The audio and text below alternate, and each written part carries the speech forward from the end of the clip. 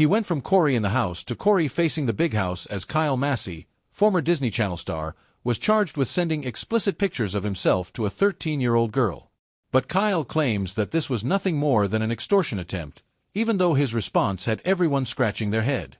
My response to those allegations are that first off, we would need to go back. Soon as he said, first off, I knew my boy was lying. Kyle Massey is another classic example of our childhood nostalgia getting destroyed by adult criminal behavior. And today we are going to deep dive into the entire story because this one is unbelievable. Kyle Massey's entry into the entertainment industry wasn't fueled by ambition, nor was it a lifelong dream. Kyle was introduced to the business through his older brother Chris, who was best known for his role as Michael on the Nickelodeon sitcom Zoey 101. Kyle would tag along with his mother and his brother to auditions, which ultimately led to him auditioning and getting his first job. It was his audition, and then they just pulled me in by accident. And once they tried to pull me in, my mom was like, "Oh, don't take him, he's not going to act." Yeah, my mom was like, "I don't want him ruining the chances for my son that can do the right thing. You acting crazy." Yeah, I was acting crazy. But they ended up pulling me in the audition. I ended up getting a job. And that was from your brother. You took it from your brother. Took it from my brother. Hilarious. I didn't know that. Crazy. The family moved from Atlanta to Los Angeles, where both brothers continued trying out for film and television. Kyle nearly landed the role of Beans on the Disney Channel show Even Stevens, but instead the executive producers of Even Stevens were working on a show called That's So Raven and decided to give Kyle a role on that show, which ended up being one of the most successful shows in Disney Channel history. That's So Raven follows Raven Baxter, a teen girl who has psychic visions that sometimes predict the future. The show had a repetitive and predictable formula, but it was honestly genius. Every episode would essentially start with Raven having a vision of something bad, dangerous, scary, or awkward that might happen in the future. She would then spend the entire episode desperately trying to stop that outcome, only for her overreactions and interference to be the very thing that causes the vision to come true. But the reason why the show was so popular was less about the plot and more about Raven's chemistry with her best friends Eddie and Chelsea, as well as her dynamic with her family, which included her younger brother Cory, played by Kyle Massey. Cory is introduced as a clever, mischievous kid who is always plotting on how to make quick money, impress his friends, or get one over on people. Got you, Raven. Mom. Dad. I am so disappointed. Very similar to the character of Megan on Drake and Josh, Cory is super confident, sometimes cocky, often believing he's outsmarted everyone around him. Hey Cory, what's with the snorkel? How do you breathe? I don't. That's kind of the point. Raven and Cory's sibling rivalry revolves around the two constantly teasing and undermining one another, which felt like a relatable sibling experience that is rarely shown on TV. Why do you always have to follow me? I was using your big hand to block out the sun. The only thing that made Cory unrealistic as a character is that he was way funnier and more charismatic than a real-life younger brother. Hand over the phone, worm. Oh boy. Don't look at me. The boy is good. And my nickname isn't Worm or Maggot. It's Dr. Love. But despite Cory and Raven constantly bickering and fighting, they have deep, family, unconditional love for each other. Cory, I never thought I'd say this, but I'm so proud of you. I never thought I'd say this. Thanks for having my back.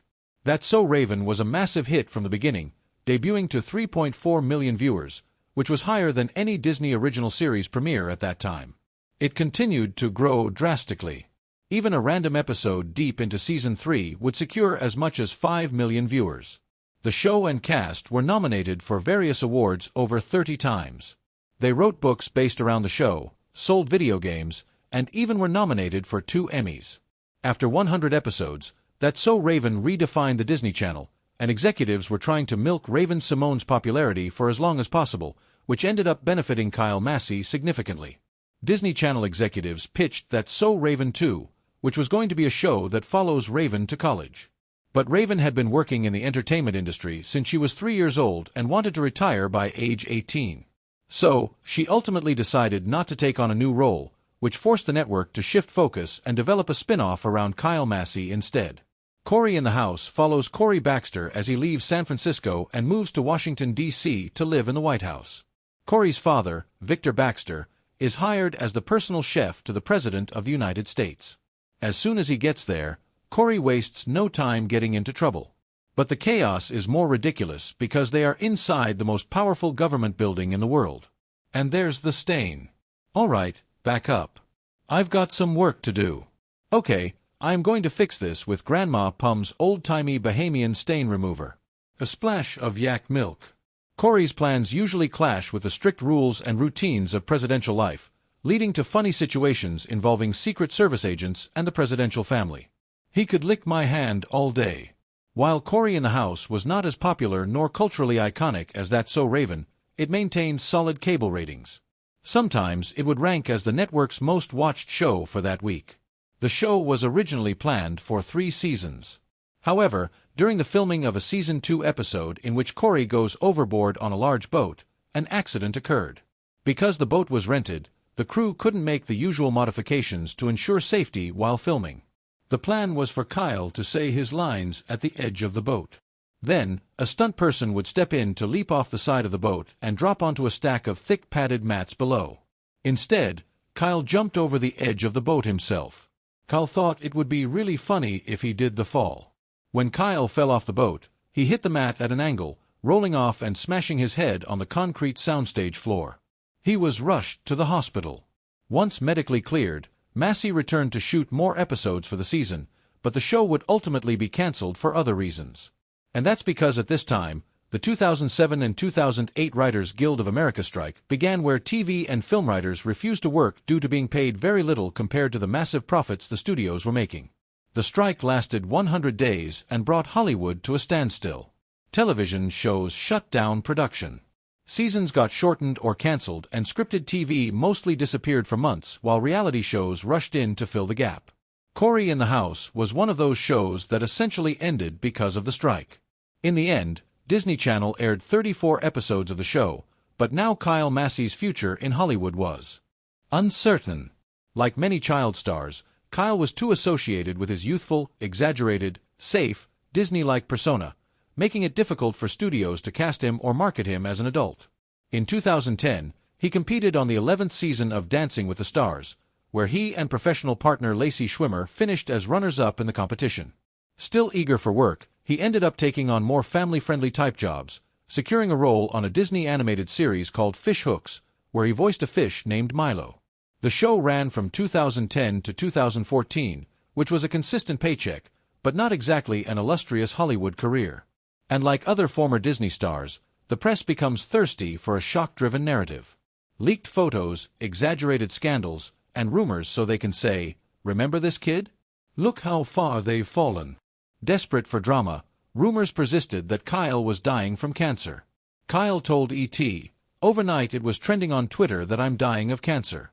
I want to say first, I do not have cancer, and I don't know where this inconsiderate and insensitive rumor originated from." And looking back on this, I think another reason why rumors were being spread about Kyle Massey was because of his developing close relationship with Justin Bieber. Justin and Kyle developed a bond over them both being famous since a very young age. "Why you always so burnt is what I want to know." "Shut up, bro. I'm not burnt. Burnt don't eat filet." Justin was likely a huge help in launching Kyle's rap career because his acting career wasn't working out. He got roles in a few direct-to-DVD films and TV shows like the superhero crime drama Gotham, as well as a recurring role in Cartoon Network's Mighty Magic Words. But Kyle still had the jolly, lovable kid persona and round baby face even as he aged into adulthood. And since he wasn't able to prove that he was all grown up on TV, he decided to pursue music, uploading hip-hop tracks to SoundCloud, where he raps about being with women and getting money.